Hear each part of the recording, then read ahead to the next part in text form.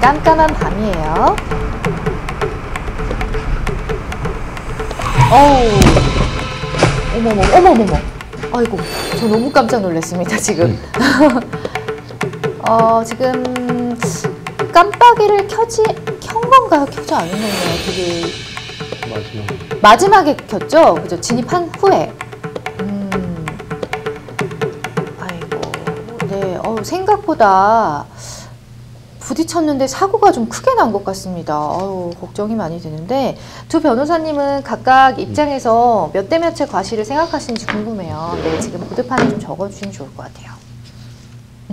되게 짧지만 정말 충격적인 그런 영상이었습니다. 네, 그럼 허나우 변호사님부터 한번 볼까요? 허 변호사님은 블랙박스 측이 10, 상대방 측이 90이다 라고 말씀을 해주셨고요. 그 다음에 최신현 변호사님도 똑같네요. 블랙박스 측이 10의 과실, 상대방 측 90의 과실이 있다 라고 하셨습니다. 그럼 의견은 같으신데 그런 내용도 같은지 최신현 변호사님 얘기부터 한번 들어볼까요? 네, 제가 이 사고를 판단했었던 근거를 좀 말씀드리도록 하겠습니다. 예. 우선 이 사고 상황을 살펴보면은 이 도로를 선행하여 진행하다가 급하게 차로를 변경하는 택시와 동일 방향에서 후행하여 직진하는 블랙박스 차량이 충돌한 사고입니다. 예. 그런데 차로를 그 택시가 변경할 때 사실은 일반적인 그 안전거리 확보와 후행 그 직진 차량한테 그 차로 변경을 알리는 이제 방향 지시등을 켜야 되거든요. 네. 그런데 그런 작동 등의 행위도 하지 않았고 또 굉장히 가까운 거리에서 갑작스럽게 빠른 속도로 차로 변경을 해서 이 뒤에 있었던 이 블랙박스 차량으로서는 도저히 예측하거나 회피할 수가 없었던 상황으로 보입니다. 따라서 이렇게 예측 가능성과 회피 가능성이 없는 사고에 대해서는 일반 과실로 보고 있는 것이 최근의 판례와 판단 기준입니다.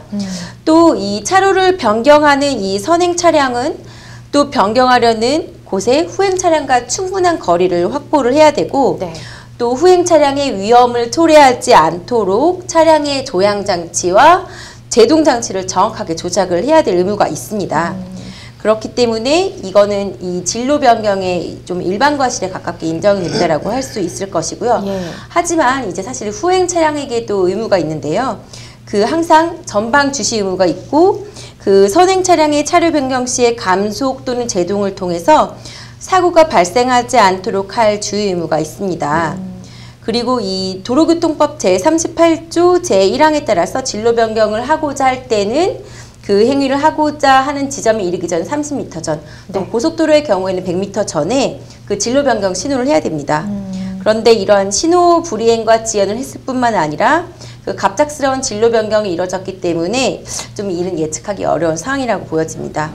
그런데 보면은 사고 발생 시간이 굉장히 늦은 시간으로 보여지고 도로에 차도 많이 없습니다. 네. 그리고 이 양 차량 모두 굉장히 빠른 속도로 주행을 하고 있는데 자세히 살펴보면은 이 주행하는 이 첫 부분의 바닥 지점에 보면 이 어린이 보호구역이라고 되어 있었거든요. 예. 그래서 그 운전자는 어린이 보호구역에서 이제 도로교통법 제12조 1항에 따라서 이 그 어린이 보호구역의 통행속도를 그 시속 30km 이내로 준수를 해야 되고 안전 의무를 준수해야 되는데 이를 준수하지 않아 보입니다. 예. 그래서 어린이 보호구역 통행속도를 위반했을 뿐만이 아니라 그 시속 30km가 넘는 굉장히 상당히 초과한 정도로 주행하고 있어서 이 사고도 굉장히 크게 발생한 것으로 보이는 만큼 이에 대한 과실도 블랙박스 차량에게 다소 인정할 수 있다라고 보여져서 최종 과실은 10대 90이라고 봤습니다. 예, 그렇습니다. 아무래도 이제 진로 변경을 예측하기 어려운 상황이었고 또 좀 말씀하신 것처럼 속력을 조금만 좀 낮췄다라면 이렇게까지 큰 사고는 일어나지 않았을 거라는 그런 좀 안타까움이 있는데 그럼 이번에도 또 같은 의견 주신 허나무 변호사님 얘기 한번 들어볼까요? 네. 새벽 1시가 넘었는지 몰랐습니다만 자세히 보셨네요. 많이 늦어 보여요. 하여튼 뭐 사고 상황부터 보시면 이제 블랙박스 차량이 야간에 3차로를 주행하던 중에 50m 전방에서 이제 2차로를 주행하던 이 정도 한 50m 정도 돼 보이거든요. 그래서 이제 택시가 이제 블랙박스 차량이 사각지대에 진입했을 즈음에 이제 옆에 그 보면 이 진입로가 있잖아요. 거기를 갑자기 들어가고 싶었던 거죠. 그걸 보자마자. 그래서 그걸로 들어가기 위해서 깜빡이 이제 켜기 시작합니다. 그래서 네. 2번, 3번 정도 깜빡였을 때 받은 건데요. 너무 무리하게 끼워. 네, 그래서 이제 깜빡이를 충돌사고 직전에 켜고 이제 순간적으로 우측 진입로를 가로질러서 진입하려다가 달려오던 블랙박스 차량과 충돌한 사고입니다. 예. 그래서 이제 이런 경우에 이제 일단 진로 변경 끼어들기 하는 경우에 사고 나는 것이기 때문에 기본적인 사고의 어떤 그 형태는 그 차대차 간의 진로 변경 사고에 해당이 되죠.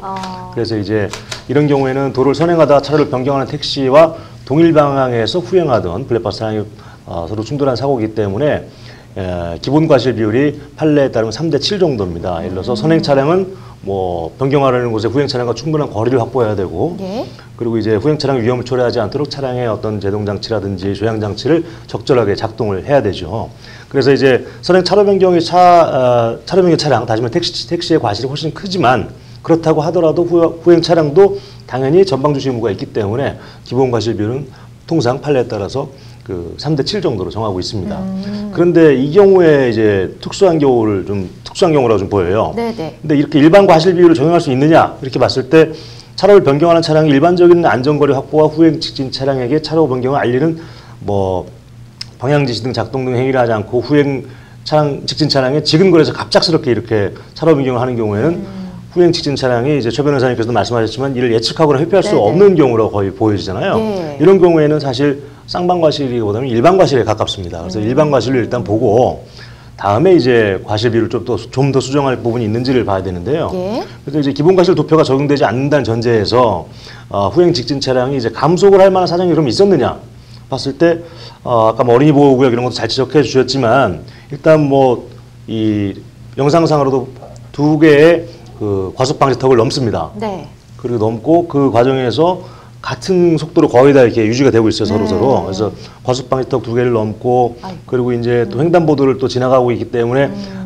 감속은 뭐 어느 정도는 이루어졌다고 저는 보고 판단을 했습니다. 예. 기본적인 감속은 어느 정도 이루어질 수밖에 없는 상황이니까.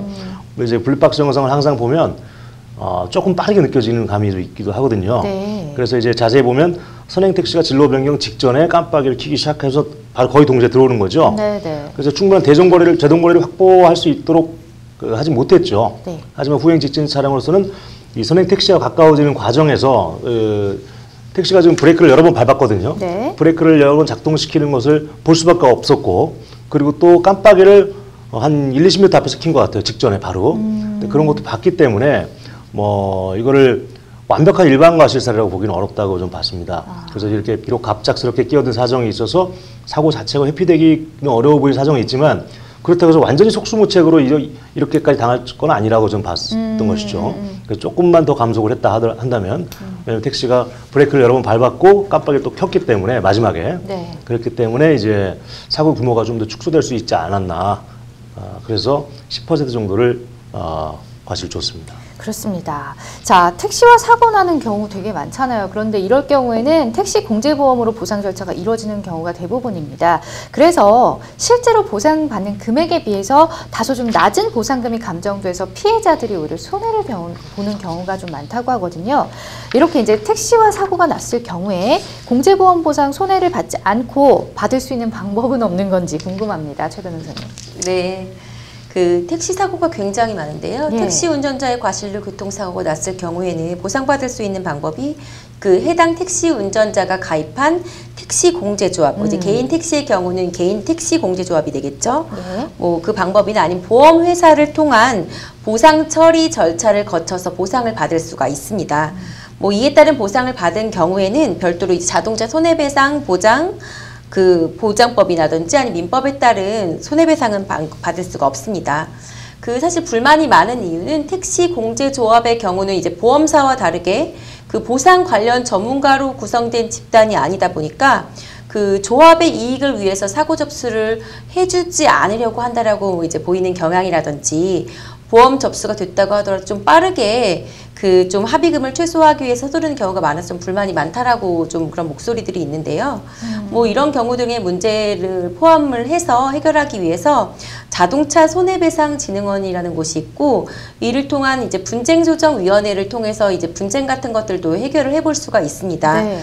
뭐 이곳에서는 자동차 사고로 인한 피해자의 손해 사정에 관한 분쟁, 그리고 공제 계약에 관한 분쟁 등을 조정을 할 수가 있고, 이렇게 공제조합, 택시 공제조합, 개인 택시 공제조합, 뭐 화물 자동차 공제조합 등 이런 자동차 공제조합과 자동차 사고 피해자 기타 이제 이해관계인 사이에 발생한 이제 분쟁을 조정할 수 있는 그런 기관이 있어서 네. 이를 통한 이제 분쟁 조정도 한번 좀 생각해 볼 수 있을 것 같습니다. 그런 기관이 있다는 것도 몰랐는데 참고하시면 좋을 것 같아요. 자, 얼마 전부터 이제 어린이 보호구역에서 사고 시에 가중 처벌되는 법안이 시행이 되고 있습니다. 특히나 이제 그쪽을 지나가실 때는 굉장히 좀 감속을 해서 가시고요. 밤이라고 또 쌩쌩 달리지 말고 오늘도 안전 운전하시기 바랍니다. 여러분은 지금 생방송 법률 상담과 함께하고 계십니다.